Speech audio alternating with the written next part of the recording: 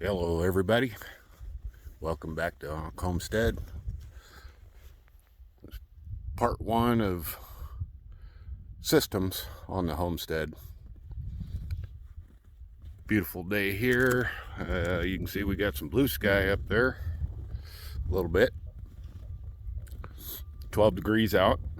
Compost is cooking at 130, 135. Gonna be really good compost for springtime. I think we got enough too. We can do our dressing in the fall. Depends on how many beds I put in this year. But let's get into this whole system thing. On this one, I don't want you to get too technical with this. Take it for what it's worth, adapt it to your own use, and if it doesn't work for you, don't do it at all.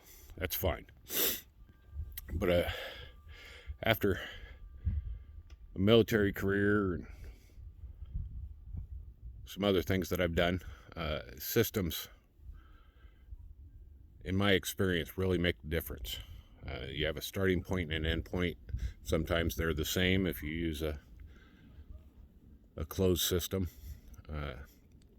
But essentially on the homestead, at least have an overall system, especially if your target is self-sufficiency and zero waste. Those are admirable. They're not attainable. You can argue with me all you want to, but you can't do it. You can't be fully self-sufficient and have total zero waste. Can't be done. But the overall homestead system, what I want you to think about, what comes in down that driveway, comes into the homestead, whether it goes to the house or to the barn or out to the gardens or into the orchard, regardless of what you're bringing in, that's the beginning of your homestead system. When you go out there and you're sourcing things, whether it's buying or trading or repurposing somebody else's scrap or free things you pick up, two things to be aware of. Number one, within the homestead system, regardless of what its application is, once it goes through the system, how much of what you brought in is going back out that driveway that doesn't serve some useful purpose. What's going to the landfill? Remember morning coffee not too long ago, the 3 R's: recycle, reuse, repurpose. How much of what you're bringing in is going to go through the system and you're going to have leftovers that go back out?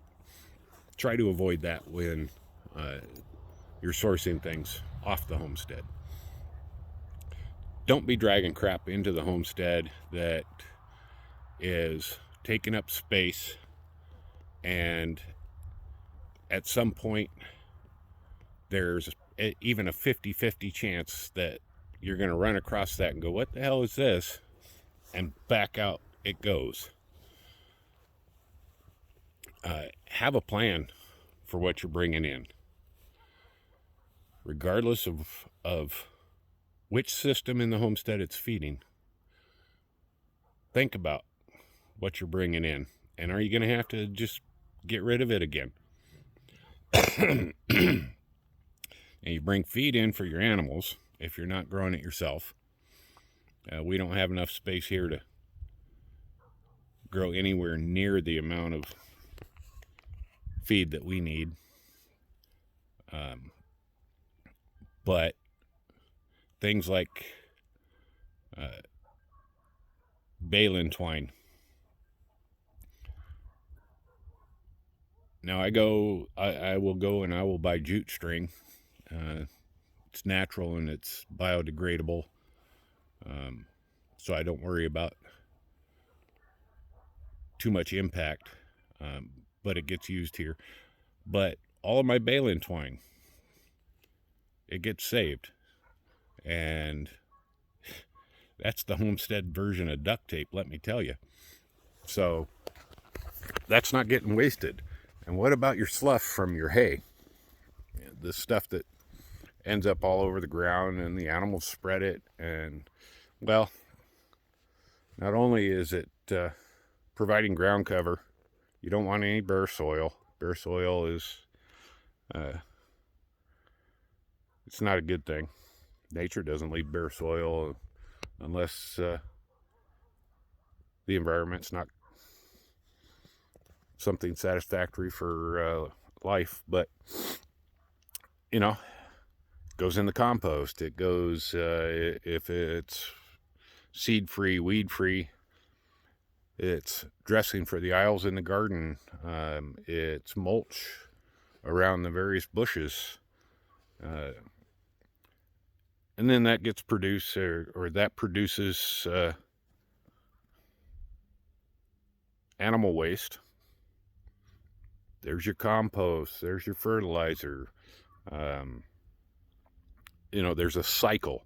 Basically, that's the bottom line. When you're developing a homestead system, you're creating a cycle.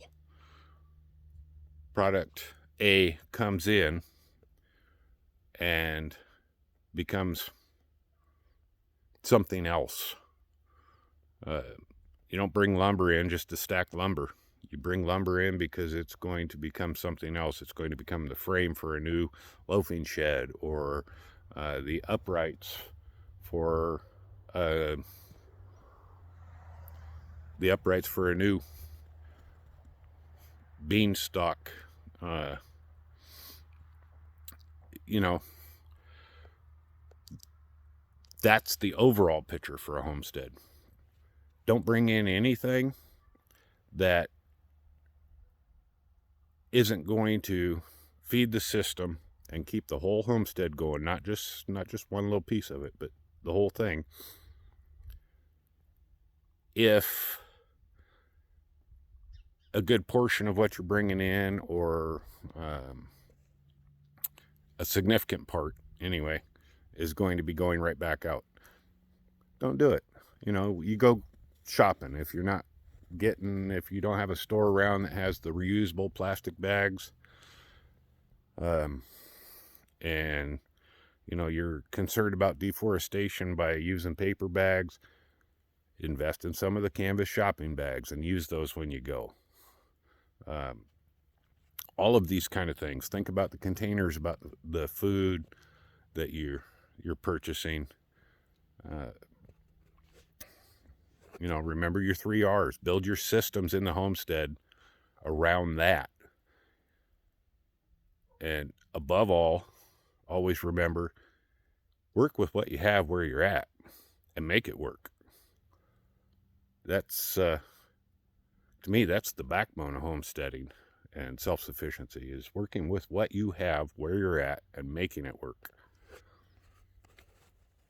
You can't reach true self-sustainability without outside input. And you can't reach true zero waste.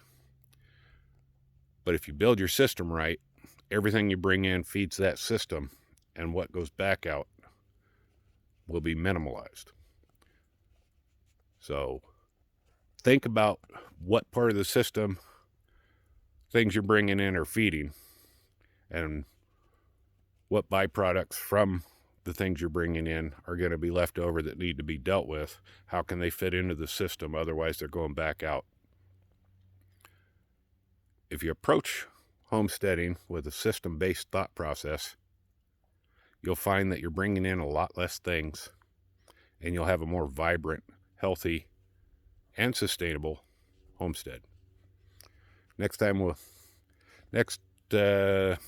system video, it'll be in a week or so, we'll get into the specifics and talk about some of the core parts of the homestead and the systems that I'm trying to use and build the homestead around.